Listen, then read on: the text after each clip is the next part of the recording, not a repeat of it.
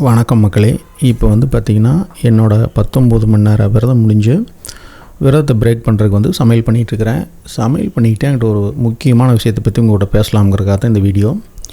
இப்போ சர்க்கரையை வந்து ரிவர்ஸ் பண்ணணும் இல்லை வந்து ரெமிஷன் பண்ணணும் அப்படின்னா அதுக்கு தேவையான முக்கியமான ஒரு மினரல் வந்து பார்த்திங்கன்னா மக்னீசியம். நான் மருத்துவம் பார்த்த எந்த டாக்டருமே வந்து இந்த மக்னீசியம் வந்து எவ்வளோ முக்கியமான ஒரு பொருள் அப்படின்னு எனக்கு ஒருத்தருமே சொல்ல. மக்னீசியம் வந்து விட்டமின் கிடையாது, மினரல்.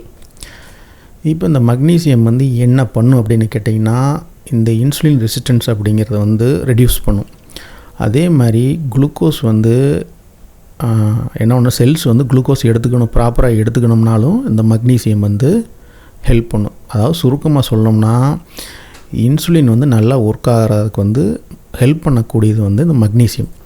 இப்போ இந்த மக்னீசியம் வந்து எடுக்கலேன்னு என்ன ஆகும் அப்படின்னு கேட்டிங்கன்னா சுகர் கண்ட்ரோல் பண்ணுறது ரொம்ப கஷ்டம்.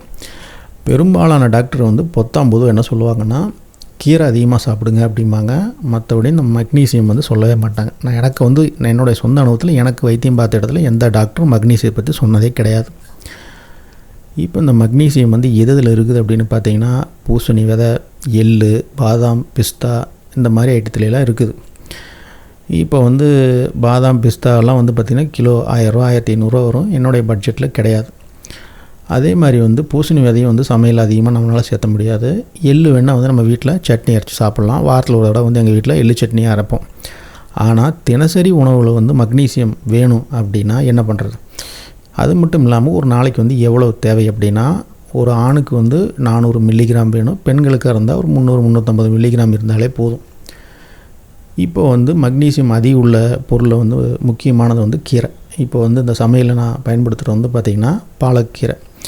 இதை வாங்கி நான் பிளான்ச் பண்ணி அரைச்சி பேஸ்ட் மாதிரி ஃப்ரிட்ஜில் வச்சுக்குவேன். ஒவ்வொரு சமையலுக்கும் இதை ஒரு 100 கிராம் எடுத்து யூஸ் பண்ணுவேன். 100 கிராம் யூஸ் பண்ணால் இதில் எவ்வளோ மக்னீசியம் நமக்கு கிடைக்கும் அப்படின்னா ஒரு 75 மில்லிகிராம்லேருந்து 80 மில்லிகிராம், சம்டைம்ஸ் வந்து பார்த்திங்கன்னா 100 மில்லிகிராம் கூட கிடைக்கும். இப்போ இந்த 100 மில்லிகிராம் மக்னீசியம் எடுக்கிறது வந்து பார்த்திங்கன்னா இந்த இன்சுலின் ரெசிஸ்டன்ஸு அப்புறம் குளுக்கோஸ் வந்து செல்ஸ் எடுக்கிறதுலாம் வந்து ப்ராப்பராக நடக்கும். சர்க்கரையை வந்து ரிவர்ஸ் பண்ணணும் அப்படின்னா நீங்கள் வந்து கேலரி கட் பண்ணுறது, புரோட்டீன் எடுக்கிறது, அதே மாதிரி வந்து கார்போஹைட்ரேட் கம்மி பண்ணுற மாதிரி எல்லாத்துலேயும் கண்ணு வைக்கிற மாதிரி வந்து முக்கியமாக கவனிக்க வேண்டியது வந்து மக்னீசியம். மக்னீசியம் எடுத்திங்கன்னா மட்டும்தான் வந்து கிரேவிங்ஸ்லாம் கண்ட்ரோல் ஆகும். அந்த என்ன சொல்கிறது செல்ஸ்லாம் வந்து குளுக்கோஸ் வந்து ப்ராப்பராக எடுக்கும். சர்க்கரை அளவு கம்மி பண்ணணும் அப்படிங்கிறப்ப வந்து நமக்கு என்ன பண்ணணும்? மக்னீசியம் மஸ்ட்டு எடுத்தே ஆகணும். நீங்கள் வந்து ஏதாவது வந்து வீட்டில் வந்து டெய்லி எள்ளு சட்னி அரைக்க முடியும்னா எள்ளு சட்னி டெய்லி அரைச்சிருங்க. அதை 3 வேளை கூட சாப்பிட்லாம். எள்ளு சட்னி வந்து இனிப்பு சேர்க்காமல் செஞ்சு 3 வேளை சாப்பிடுங்க. இல்லை உங்கள் பட்ஜெட் அலோட் பண்ணிச்சு, எனக்கு வந்து பணம் ஒரு பிரச்சனை இல்லை அப்படின்னா டெய்லி வந்து 100 கிராம் வந்து பாதாம், முந்திரி ரெண்டில் ஏதோ ஒன்று வந்து எடுத்துருங்க. இந்த சேனல் பிடிச்சிருந்தால் சப்ஸ்கிரைப் பண்ணுங்கள். சர்க்கரை வியாதி, இன்டர்மிட் ஃபாஸ்டிங் பற்றி இந்த சேனலில் இன்னும் வரும் காலங்களில் நிறையா பேசுவோம்.